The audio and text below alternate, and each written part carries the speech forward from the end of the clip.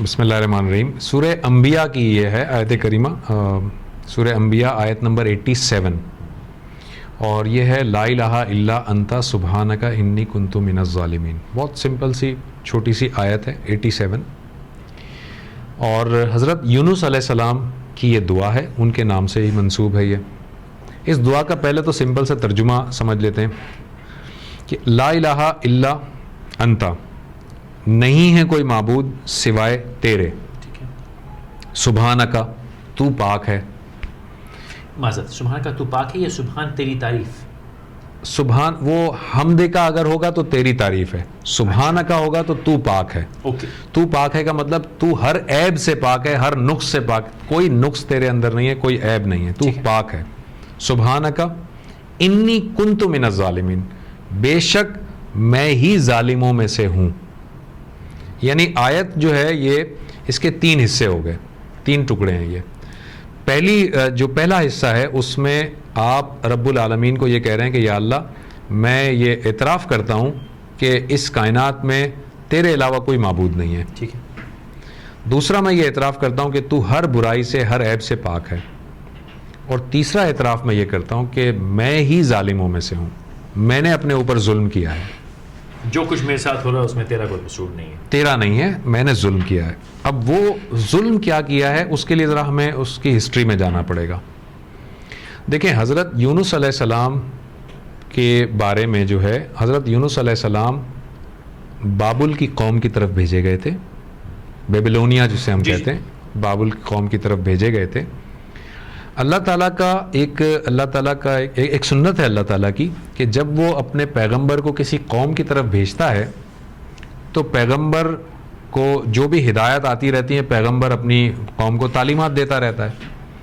اور عام طور پر ہم نے دیکھا ہے، قرآن کو پڑھ کر پتہ چلا کہ عام طور پر قوموں کا رویہ یہ ہوتا ہے کہ وہ پیغمبروں کو جھٹلاتے رہتے ہیں، پیغمبروں کی بات نہیں مانیں گے، ہٹ دھرمی اختیار کریں گے، ضد اختیار کریں گے. تو ہر پیغمبر، چاہے آپ حضرت ہود علیہ السلام، صالح علیہ السلام، شعیب علیہ السلام، لوط علیہ السلام، نوح علیہ السلام، جتنے بھی پیغمبروں کی واقعات بیان ہوئے ہیں قرآن مجید میں، اللہ تعالیٰ کی چونکہ یہ سنت رہی ہے کہ جب کبھی قوم جو ہے وہ ان کو پیغام پہنچایا جاتا ہے اور قوم ہٹ دھرمی پر اتر آتی ہے تو اللہ تعالیٰ ایک خاص وقت تک قوم کو ڈھیل دیے جاتا ہے، اور ایک خاص وقت تک پیغمبر کو صبر کی تلقین بھی کی جاتی رہتی ہے کہ تم صبر کرو، بس تم اپنا پیغام پہنچاتے جاؤ، یہ کرتے ہیں کرنے دو. اور پیغمبر جو ہے وہ آخری حد تک اپنا پیغام پہنچاتا ہے.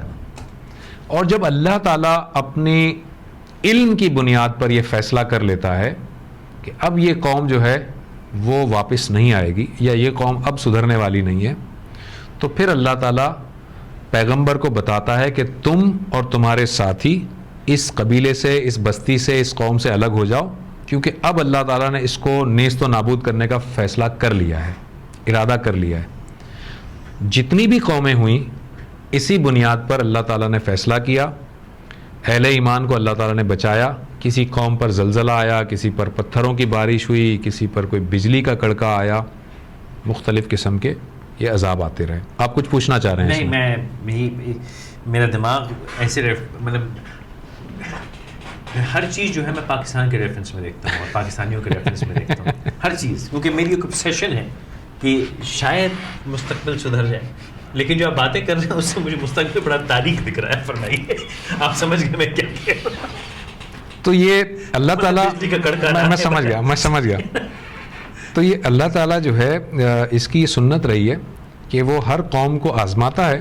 پیغمبروں کے ذریعے تعلیمات آتی ہیں، شارٹ کر لیتا ہوں، پیغمبروں کے ذریعے تعلیمات آتی ہیں، ایک وقت تک اللہ تعالیٰ ان کو آزماتا ہے. اس کے بعد اللہ تعالیٰ جب طے کر لیتا ہے کہ اب اس پہ عذاب نازل کرنا ہے تو اہل ایمان کو اللہ تعالیٰ ہمیشہ بچا لیتا ہے، اور پھر اس قوم پر عذاب آ جاتا ہے اور قوم ہلاک ہو جاتی ہے. یہ اللہ کی سنت رہی ہے. ٹھیک ہے. لیکن ایک بات یاد رکھنے کی ہے کہ ان تمام پیغمبروں کو جن کا میں نے نام لیا، حضرت لوط علیہ السلام، صالح علیہ السلام، ہود علیہ السلام، شعیب علیہ السلام، ان تمام پیغمبروں کے لیے کی ذمہ داری ہے کہ وہ اپنی قوم اور اپنے قبیلے میں اس وقت تک کھڑے رہیں گے، اس وقت تک تعلیمات دیتے رہیں گے جب تک کہ اللہ کا فیصلہ نہیں آئے گا. ٹھیک ہے. حضرت یونس علیہ السلام کے بارے میں ہوا یہ کہ ان کو بھی قوم کی طرف بھیجا گیا، ان کو بھی توحید کی تعلیم دی گئی، ان کو بھی بتایا گیا کہ اپنی قوم کو یہ چیزیں بتاؤ، اور وہ انہوں نے بتائیں. لیکن دوسری قوموں کی طرح ان کی قوم نے بھی ان کو جھٹلایا کہ جی ہم نہیں مانتے، یہ ہے سرکشی کی. حضرت یونس علیہ السلام سے ایک غلطی کیا سرزد ہوئی کہ وہ جب قوم کو بتاتے رہے تو ان کا جو صبر کا پیمانہ ہے نا وہ لبریز ہو گیا، اور انہوں نے اپنے طور پر فیصلہ کر لیا کہ یہ قوم اب سدھرنے کی نہیں ہے. اللہ تعالیٰ کی وحی کا انتظار نہیں کیا، اور انہوں نے چونکہ اپنے طور پر یہ فیصلہ کر لیا تو وہ اپنے ہی طور پر اس قوم سے نکل کر دوسرے علاقے کی طرف چلے گئے. اللہ کی وحی کا انتظار نہیں کیا. یہ بہت امپورٹنٹ بات ہے، اور صرف یہ ان پیغمبروں کا یعنی صرف حضرت یونس علیہ السلام کا یہ ہمیں ذکر ملتا ہے. کسی پیغمبر نے کبھی بھی اپنی قوم کو کتنے بھی مشکل حالات ہوں نہیں چھوڑا جب تک کہ اللہ کا فیصلہ نہیں آیا. یہ چھوڑ کر چلے گئے. اب ہوا یہ کہ یہ جب اپنی قوم کو چھوڑ کر چلے گئے تو دیکھتے ہیں کہ کوئی دریا ہے جہاں پر ایک کشتی موجود ہے اور مسافر بیٹھ رہے ہیں، تو یہ بھی اس کشتی میں سوار ہو گئے، یہ سوچ کر کہ میں اب اس قوم سے چلا ہی جاؤں، دور ہی چلا جاؤں. یہ سوار ہو گئے. وہ کشتی آگے گئی اور بھنور میں پھنس گئی، طوفان میں پھنس گئی. اس زمانے کی جو روایات تھیں، ہر جگہ کی رسم و رواج ہوتے ہیں، تو اس زمانے کے جو رسم و رواج تھے وہ یہ تھے کہ جب کبھی کشتی پھنس جاتی تھی بھنور میں، طوفان میں، تو وہ یہ سمجھتے تھے، ان کا یہ بیلیو تھا کہ ہماری کشتی میں کوئی ایسا غلام موجود ہے جو اپنے آقا سے فرار ہو کر آیا ہے، اور وہ اس غلام کو پکڑ کر سمندر میں پھینک دیتے تھے اور کشتی بچ جاتی تھی، مطلب طوفان سے نکل آتی تھی. یہ ان کا ایک ٹریڈیشن تھا. تو جب یہ کشتی بھنور میں پھنس گئی تو لوگوں نے کہا کہ بھائی ہمارے درمیان کوئی ایسا شخص تو نہیں ہے کہ جو اپنے آقا کو چھوڑ کر فرار ہو کر آ گیا ہو. تو کسی نے یس میں جواب نہیں دیا. لیکن حضرت یونس علیہ السلام کے دل میں اس وقت یہ بات آئی کہ میں وہ غلام ہوں جو اپنے اس آقا کی مرضی کے بغیر اپنی قوم کو چھوڑ کر آیا ہوں. عطا کلامی، اب سے 3-4 بیٹھک پہلے آپ نے کہا تھا کہ اللہ کا محبوب بندہ جب غلطی کرتا ہے تو اس کو فوراً کھٹکا ہوتا ہے. ایگزیکٹلی، اللہ یاد آتا ہے. تو فوراً دل میں آیا، بالکل دل میں آیا. اور چونکہ وہ اللہ کے پیغمبر تھے، عام انسان نہیں تھے. ایک عام انسان کا ویژن کچھ اور ہوتا ہے، اس کی دانش کچھ اور ہوتی ہے، اور ایک پیغمبر کا ویژن کچھ اور ہوتا ہے. تو وہ پیغمبر تھے اللہ تعالیٰ کے، تو انہیں فوراً خیال آ گیا اور انہوں نے برملا اس کا اظہار کر دیا. ان کشتی والوں سے کہا کہ میں ہوں وہ غلام جو اپنے آقا کی مرضی کے بغیر آیا ہوں. اب تاریخ کو اگر پڑھیں گے نا، ریکارڈ آپ پڑھیں تو کشتی والوں نے ان کا چہرہ دیکھا، بڑا نورانی چہرہ. پیغمبر کے چہرے پہ ظاہر ایک نورانیت ہوتی ہے. کشتی والوں نے ان کا ایکسیپٹ نہیں کیا ان کا آرگومنٹ. انہوں نے کہا کہ نہیں، آپ نہیں ہو سکتے کہ آپ چھوڑ کر آئیں، آپ لگتا نہیں ہے ایسا. انہوں نے کہا نہیں، میں ہی ہوں. تو کشتی والوں نے اب تاریخی روایات کے مطابق قرآن اندازی کی، قرآن ڈالا. سب جو بھی لوگ تھے ان سب کے نام لے کے قرآن ڈالا گیا. قرآن ڈالا گیا اور قرے میں نام نکلا حضرت یونس علیہ السلام کا، انہی کا نام نکلا. انہوں نے کہا دیکھو میں نے کہا تھا کہ میں ہی ہوں. تو 2 یا 3 مرتبہ جو ہے وہ ڈرا کیا گیا، قرآن اندازی کی گئی اور انہی کا نام نکلا. تو بالآخر حضرت یونس علیہ السلام نے خود ہی اس کشتی سے چھلانگ لگا دی، دریا میں چھلانگ لگا دی. اور جب دریا میں چھلانگ لگا دی وہ کشتی تو بچ گئی، چلی گئی. وہ اللہ تعالیٰ نے وہاں پر اب مچھلی کو حکم دیا کہ میرا یہ بندہ ہے اور اس کو نگل لو، لیکن خبردار کہ اس کو کوئی تکلیف نہیں پہنچنی چاہیے، اس کو زندہ نگلنا ہے صرف. اور حضرت یونس علیہ السلام کو مچھلی نے اللہ کے حکم سے نگل لیا. یہ مختلف قرآن مجید میں مختلف جگہوں پر یہ واقعات موجود ہیں جن کو میں ایک ساتھ کمبائن کر کے آپ کو بتا رہا ہوں. نگل لیا. اب حضرت یونس علیہ السلام جب اس مچھلی کے پیٹ میں تھے تو ان کو اپنی اس خطا کا احساس ہوا اور بڑا شدت سے احساس ہوا. یہاں میں قطع کلام میں کہنا چاہوں گا، یعنی اللہ تعالیٰ نے سخت آزمائش بھیجی، انتہائی سخت، انتہائی سخت. مطلب اس سے سخت ہو نہیں سکتی. اس کو میں قید سے بھی، قید کیسی قید؟ آپ دیکھیں کہ وہ ایک شخص ہے جو ایک چھوٹے سے پیٹ میں بند ہے اور زندہ ہے. یا تو کوئی شخص مر جائے ختم ہو جاتی بات، زندہ ہے. اب زندان میں ہے، قید میں ہے، سخت آزمائش ہے، لیکن اللہ تعالیٰ حکم کر رہا ہے کہ تکلیف نہیں پہنچانی ہے، اس کو صرف ڈرانا ہے تکلیف نہیں کہ یہ سدھر ہاں تکلیف نہیں پہنچانے کا مطلب کہ اس کے جسم کو کھانا نہیں ہے. ہاں تکلیف سے مطلب جسمانی تکلیف کوئی نہیں پہنچے گی اس کو. نہیں میں اسی کی وضاحت کر دوں تاکہ بات کہیں کنفیوز نہ ہو جائے. یعنی مچھلی کو حکم دیا کہ میرے اس بندے کو تمہیں کھانا نہیں ہے, نگل لینا ہے. لیکن جب مچھلی انہیں نگل لے گی تو اس مچھلی کے پیٹ کی گرمی کی وجہ سے ان کی باڈی کو تو تکلیف پہنچے گی. ٹھیک ہے, وہ تکلیف نہیں, وہ تو پہنچے گی. ڈیمیج نہیں ہے, ڈیمیج کوئی نہیں. ہاں ڈیمیج پہنچے گا کیونکہ جب واپس آنا ہے تو صحیح حال میں پہنچنا ہے. ایگزیکٹلی ڈیمیج کوئی نہیں ہو رہا, ڈیمیج نہیں ہو رہا, لیکن انتہائی کڑی آزمائش, انتہائی کڑی آزمائش. اور یہ اگر میں یوں اس پہ اٹکا ہوں کہ بہت سے لوگ تکلیف میں آتے ہیں, آزمائش میں آتے ہیں, اور وہ اگر اس مثال کو اور فوراً کیا ہوتا ہے آیت کریمہ کا بھائی وہ ختم کر لو, 1.25 لاکھ پڑھ لو, 2 لاکھ پڑھ لو. اور یہ بڑی مجھے کرب ہے اس کا کہ لوگ کہتے ہیں بڑی گرم ہے اور وہ اس کے وہ ختم ہو رہے ہوتے ہیں اور خواتین گھر کی بیٹھ جاتی ہیں اور 1.25 لاکھ 2 لاکھ. اور میں اکثر سے پوچھتا ہوں کہ آپ کو پتہ ہے آپ کیا پڑھ رہے ہیں؟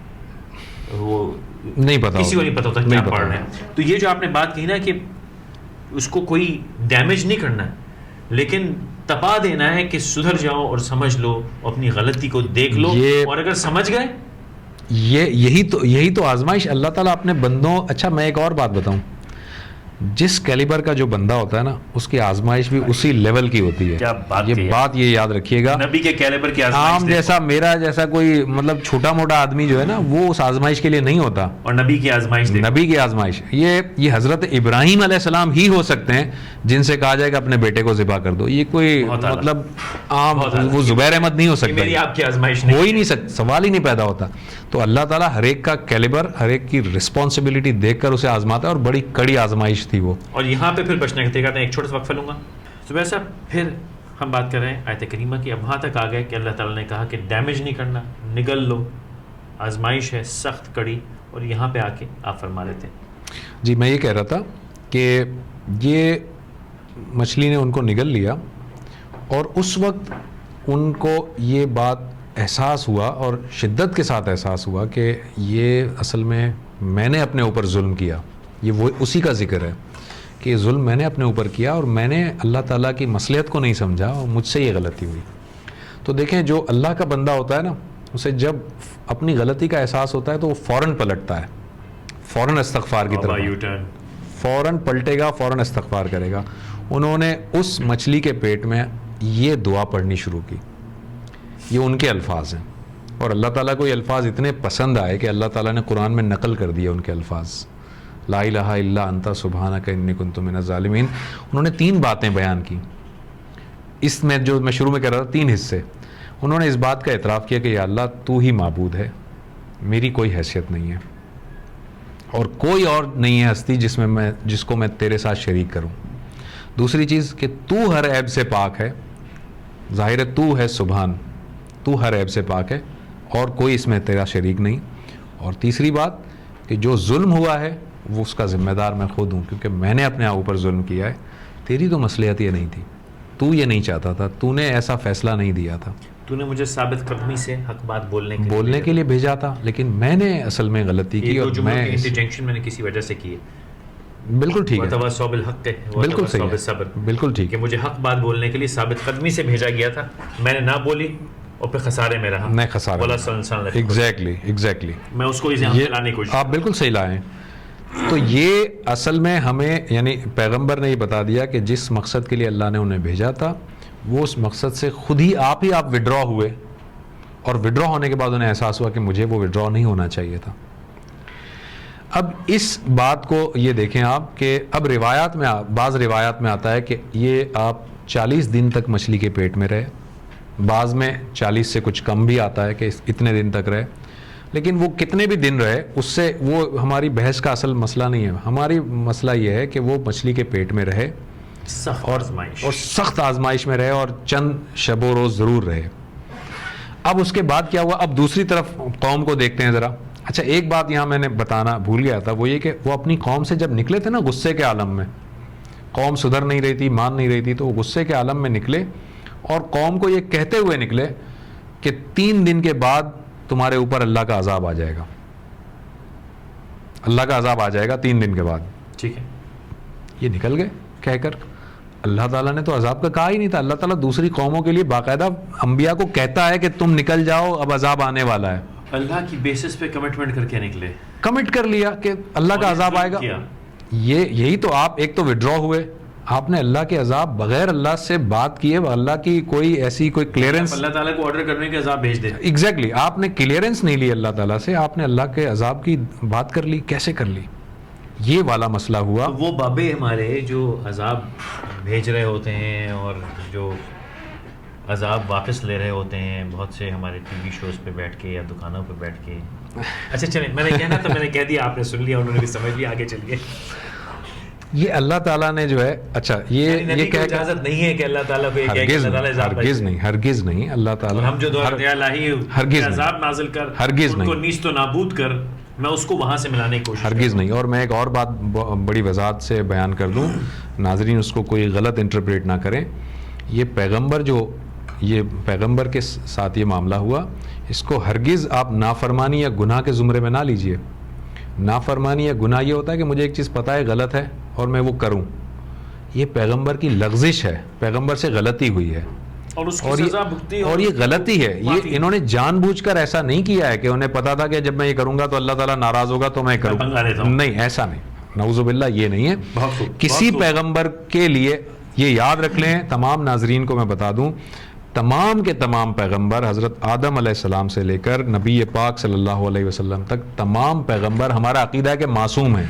اچھا, اس میں تھوڑی سی وضاحت کر دوں, میں ایڈ کر دوں جی, کہ میں نہیں سمجھتا کہ کوئی عام آدمی بھی غلطی یہ کرتا ہے یہ سمجھ کے کہ اللہ تعالیٰ کا عذاب نازل ہوگا, میں دیکھ لوں گا. ہم شاید یہ بھول گئے ہیں کہ یہ جو ہم حرکتیں کرتے ہیں اس کی سزا کیا ہے. تو ہم بھی, میں یہ کہنا چاہوں گا, میں بہت نالائق ایک آدمی ہوں, بہت سی غلطیاں دانستہ بھی کرتا ہوں کبھی کبھار, لیکن میں نافرمانی میں نہیں کرتا ہوں. اس وقت میری سمجھ یہ ہوتی ہے, میں بھول جاتا ہوں کہ اللہ تعالیٰ کو یہ بات ناپسند ہے. بالکل ٹھیک ہے. تو میں اپنے آپ کو بچا رہا ہوں کہ میں نافرمان شاید نہیں ہوں, نالائق ہوں. اس وقت سمجھ نہیں پاتا, میری سمجھ بوجھ میں کمزوری ہو جاتی ہے. تو میں آپ صحیح کہہ رہے ہیں, آپ صحیح کہہ رہے ہیں. ایک ہم چونکہ دعاؤں کا ذکر یہ کر رہے ہیں, تو ایک دعا آئے گی جس میں اللہ تعالیٰ سے ہم یہ بھی دعا مانگتے ہیں کہ ہماری بھول اور ہماری گناہ, ان دونوں سے ہمیں جو ہے نا نجات عطا کر. یہ دونوں باتیں آئیں گی. اچھا, تو میں یہ کہہ رہا تھا کہ یہ ایک غلطی ان سے ہوئی اور وہ چلے گئے اور عذاب کا کہہ کر چلے گئے. اچھا, اب دوسری طرف کیا ہوا؟ یہ تو مچھلی کے پیٹ میں آ گئے. دوسری طرف کیا ہوا؟ دوسری طرف یہ ہوا کہ اللہ تعالیٰ کو اس قوم کے سامنے اپنے پیغمبر کی کمٹمنٹ کی لاج رکھنی تھی. پیغمبر نے کمٹ کی یہ چیز اور اللہ کا پیغمبر ہے, چاہے اللہ نہ چاہتا ہو, لیکن اللہ کو اپنے پیغمبر کی اس زبان کا پاس رکھنا ہے. تو جیسے ہی 3 دن گزر گئے تو کالے کالے بادل آنے شروع ہوئے, اور بادل آنے شروع ہوئے, اور قوم چونکہ واقف تھی کہ اس طرح کے عذاب پچھلی اقوام پہ بھی آئے ہیں, تو جب عذاب یعنی بادلوں کی شکل آنی شروع ہوئی اور سمجھیں کہ عذاب نازل ہونے والا تھا, کہ یہ قوم جو ہے یہ میدان کی طرف بھاگی اور اللہ تعالیٰ کے سامنے سجدے میں گر گئی کہ یا اللہ ہمیں معاف کر دے, ہم سے بڑی کوتاہی ہوئی, ہم نے تیرے پیغمبر کی بات نہیں مانی, ہم سے بڑی بھول ہوئی. قرآن یہ کہتا ہے کہ پوری تاریخ میں یہ واحد قوم ہے کہ جس پر عذاب کے آثار آئے اور اللہ تعالیٰ نے ٹال دیا.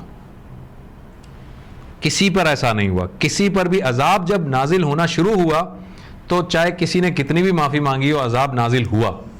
اس قوم پر نہیں ہوا. آپ میرے ریفرنس میں اس قوم کے ساتھ یہ واحد قوم ہے کہ جس پر عذاب کے آثار آئے, لیکن اس نے معافی مانگی تو اللہ تعالیٰ نے ٹال دیا. اس کی حکمت یہ تھی کہ اللہ تعالیٰ اس قوم پر ابھی اتمام حجت کر ہی نہیں رہا تھا, تو پیغمبر کی زبان کا پاس رکھنا تھا, اس لیے عذاب نازل ہوا. قوم جب گڑ گڑائی تو اللہ تعالیٰ نے ہٹا لیا.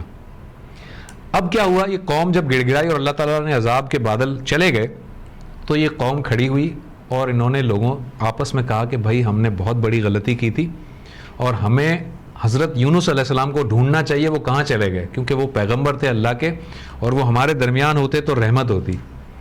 تو قوم کے چند افراد نکلے حضرت یونس علیہ السلام کو تلاش کرنے کے لیے. اب جب یہ تلاش کرنے کے لیے نکلے, اب دوسرے اینڈ پر سنیں کہ وہ جو جتنے دن وہ مچھلی کے پیٹ میں رہے, اب اللہ تعالیٰ مچھلی کو حکم دیتے ہیں کہ بحفاظت ان کو کنارے پر ان کو جا کر اگل دو. اب مچھلی جو ہے وہ کنارے پر آتی ہے اور اپنے پیٹ میں سے ان کو نکال دیتی ہے باہر. ختم, مچھلی کا کام ختم ہو گیا. وہ اب جب کنارے پہ پڑے ہوتے ہیں تو چونکہ مچھلی کے پیٹ میں اتنا عرصہ رہے, اس وجہ سے پوری باڈی, پوری جو کھال ہے نا, وہ گرمی کی حدت کی وجہ سے جو ہے نا گل چکی تھی, اس میں عجیب کھال ہو گئی تھی وہ, اور وہ بہت ہی لاغر سے اور کمزور سے پڑے ہوئے تھے کنارے پر. اور وہاں سے قوم کے وہ افراد جو ہے ڈھونڈتے ہوئے آ رہے تھے, اور قوم کے افراد نے دیکھا کہ حضرت یونس علیہ السلام اس حالت میں پڑے ہیں, تو انہوں نے ان سے معافی مانگی اور ان کو اپنے قبیلے کی طرف لے گئے.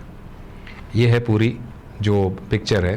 تو حضرت یونس علیہ السلام سے یہ جو ہوئی تھی غلطی, جس کی انہوں نے دعا مانگی تھی. ایک اور بات بتا دوں, اللہ تعالیٰ قرآن مجید میں یہ بتاتا ہے لَلَبِثَ فِي بَطْنِهِ إِلَى يَوْمِ يُبْعَثُونَ. حضرت یونس علیہ السلام کے بارے میں بتاتا ہے کہ اگر یونس علیہ السلام مچھلی کے پیٹ میں اس طرح سے استغفار نہ کرتے, دعا نہ کرتے, تو قیامت کے دن تک انہیں مچھلی کے پیٹ میں رکھتا میں.